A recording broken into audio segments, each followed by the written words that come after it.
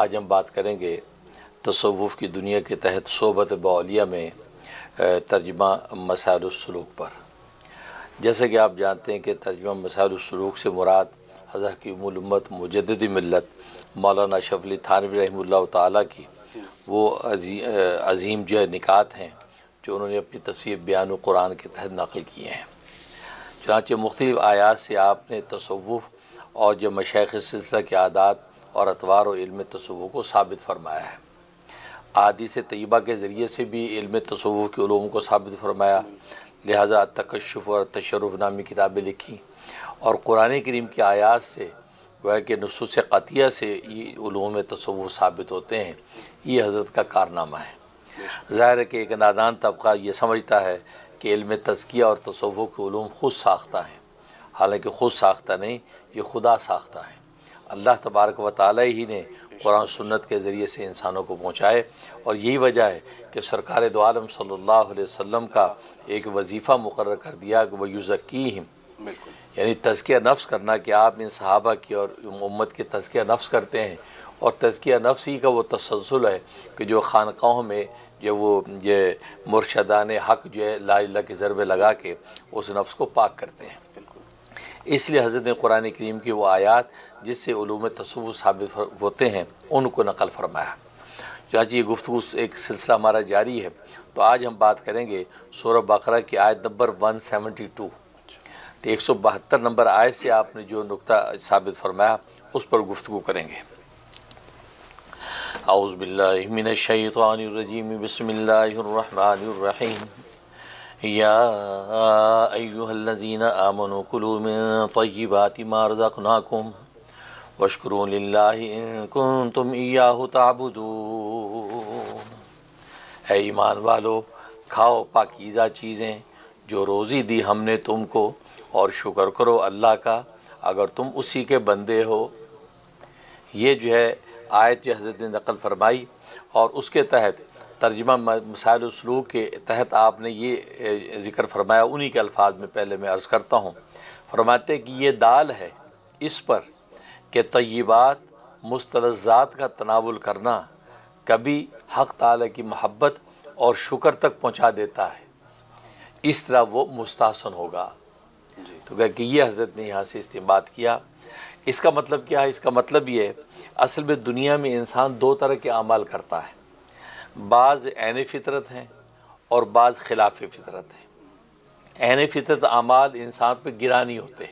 کیونکہ وہ بطور عادت کے کرتا ہے، جیسے کھانا ہے، پینا ہے، نفسانی خواہشات ہیں، سونا ہے، یہ سارے وہ اعمال ہیں، یہ عین فطرت ہے، انسان کی فطرت کا حصہ ہے، اور یہ بطور عادت کے انسان یہ اعمال کرتا ہے، لہذا انسان کے نفس پر یہ گرا نہیں ہے، بھاری نہیں لگتے،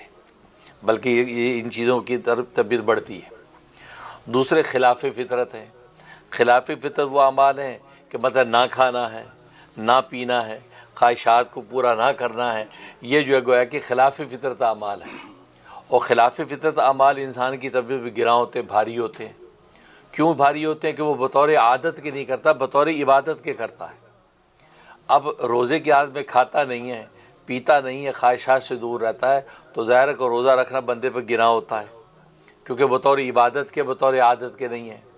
اسی طریقے سے انسان نماز پڑھتا ہے، تو نماز کے اندر بھی انسان کی کیفیت یہی ہے کہ اس میں کھانا بھی رکتا ہے، پینا بھی رکتا ہے، خواہشات بھی رکتی ہیں، تو انسان بندھ جاتا ہے، تو یہ انسان کی فطرت کے خلاف ہے، لہٰذا یہ بھی اس پر گراں ہے۔ کیونکہ قرآن نے تو خود کہا کہ انھا لکبیرۃ الا علی الخاشعین، کہ نماز تو ویسی گراں ہوتی ہے طبیعتوں پہ، ہاں جو خاشعین کے مقام کو پا جاتے ہیں ان کے لیے گراں نہیں ہے، وہ تو عقلی محبت کے ساتھ مست ہوتے ہیں۔ تو اسی طریقے سے حج ہے، حج کے اندر انسان جو اعمال کرتا ہے اس کے اندر بھی یہی ہے، تو سب خلاف فطرت، خلاف عقل اعمال کرنے پڑتے ہیں، تو لہٰذا وہ انسان پہ گراں ہوتے ہیں، اور گراں اس لیے ہوتے ہیں کہ وہ بطور عبادت کے ہیں، اور بطور عبادت کے گراں اس لیے کہ اس گرانی کی وجہ سے تو اجر ملنا ہے۔ اگر بطور عبادت کے گراں نہ ہو تو اجر کس بات کا؟ کیونکہ حدیث میں آتا الاجر بقدر نصب، کہ اجر انسان کو اپنی مشقت کی مقدار پر ملتا ہے، جتنی گرانی فیل کرے گا اتنی اس کو اجر ملے گا، اور عادت کے اندر کوئی گرانی نہیں تو اجر کس بات کا؟ تو حضرت اس آیت سے ایک نقطہ نکالا، نقطہ یہ نکالا کہ بطور عبادت کے جو اعمال ہوتے ہیں ان میں تو اجر ملے گا، وہ تو گویا کہ عبادت ہے چونکہ اللہ تبارک و تعالیٰ عطا کریں گے، لیکن اگر تم نے بطور عادت والے اعمال کو عبادت بنانا ہے تو اس آیت سے ثابت ہو رہا ہے،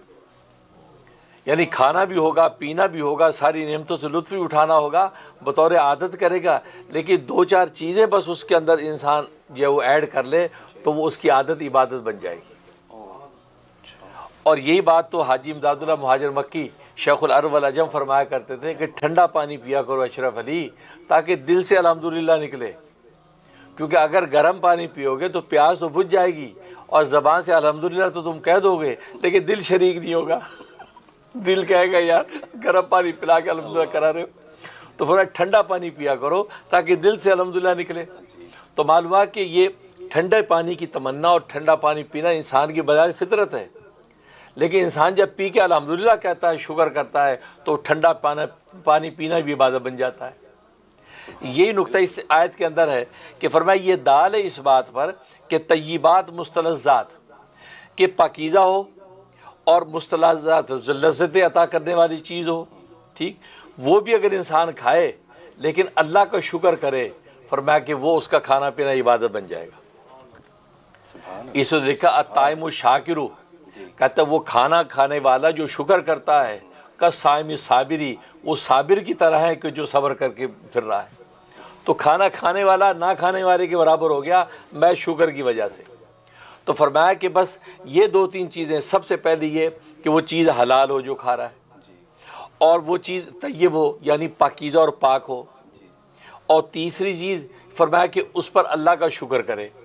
بس یہ دو تین چیزیں وہ جب کر لے گا تو فرمایا اس کی یہ چیزیں کہ جو دنیا میں بظاہر لذت کے طور پہ انسان فطرتاً کھاتا ہے، فرمایا وہ بھی اللہ تبارک و تعالی عبادت بنا دیتے ہیں۔ اور اس آیت میں یہ اشارہ دیا کہ وشکروا للہ، اللہ کا شکر کرو، وَإِن كُنتُمْ إِيَّاهُ تَعْبُدُونَ،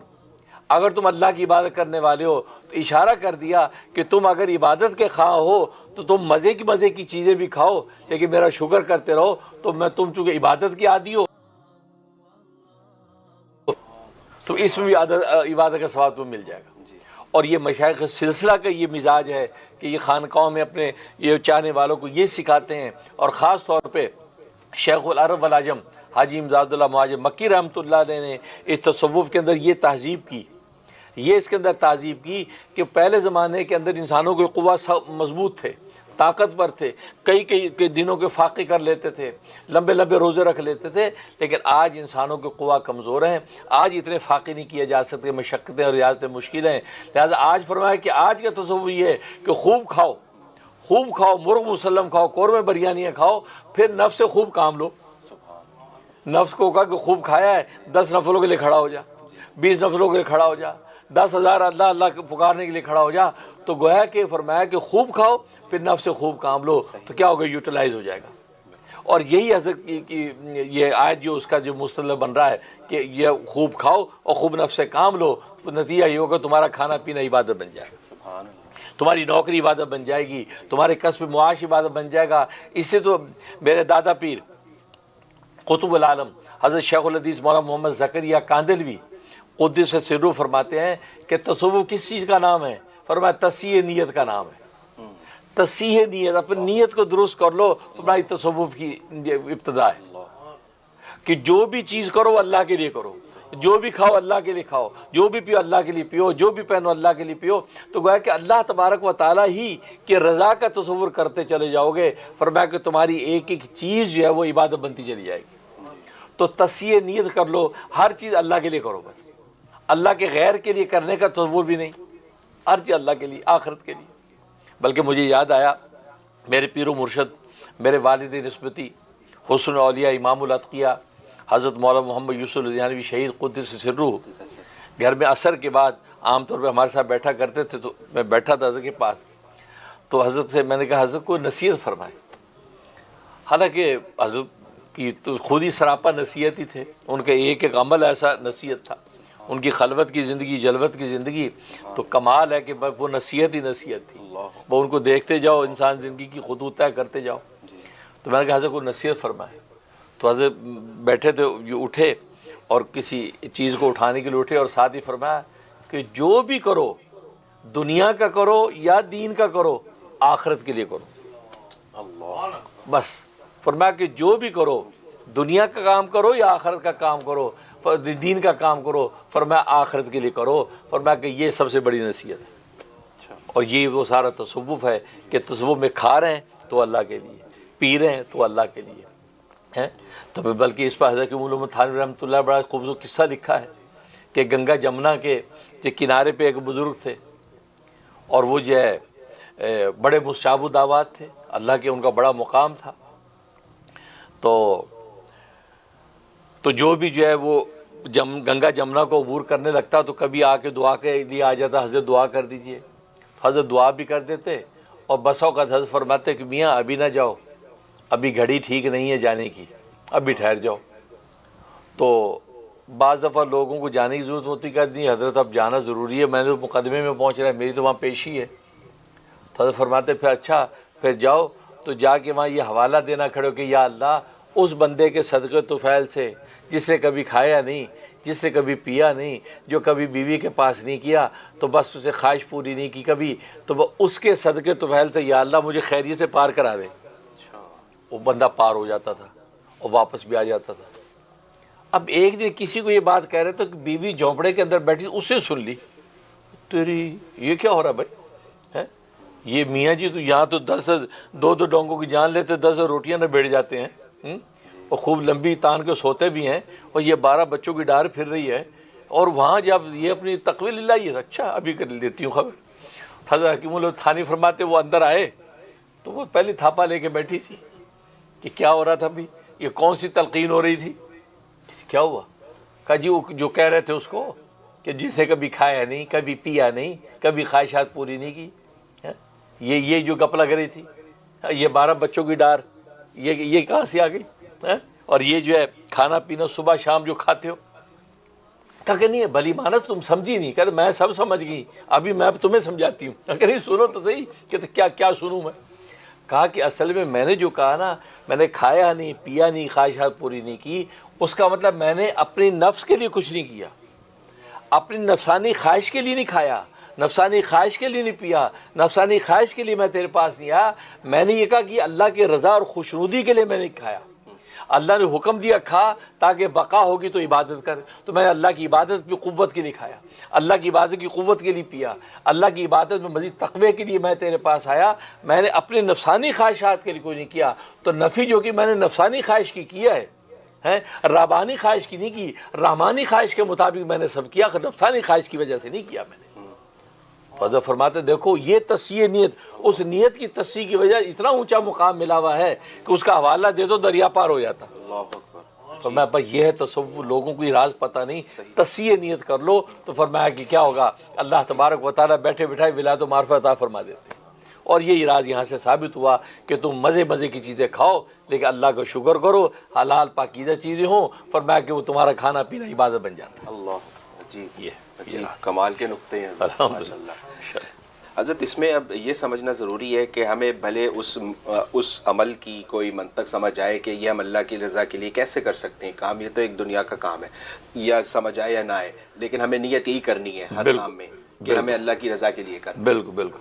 کیونکہ نیت بس آپ کا کام ہے، اس کی تفصیلات اگر صاحب علم و معرفت ہوگا تو اس کو تفصیلات بھی پتہ چلیں گی، اللہ ان کی شکر کریں گے۔ لیکن ایک عام آدمی سمجھتا ہے کہ یار مجھے پتہ نہیں ہے تو اس کو کوئی بات نہیں، وہ اللہ کی نیت کرو، اللہ کے لیے کھا رہا ہوں، اللہ کے لیے پی رہا ہوں، اللہ کے لیے سو رہا ہوں جاگ رہا ہوں، اللہ کی تصحیح، اللہ خود ہی پھر اسرار و حقائق کھولنا شروع کر دیں گے جب ولایت و معرفت کی راہ پہ قدم رکھے گا۔ ماشاء اللہ، اچھا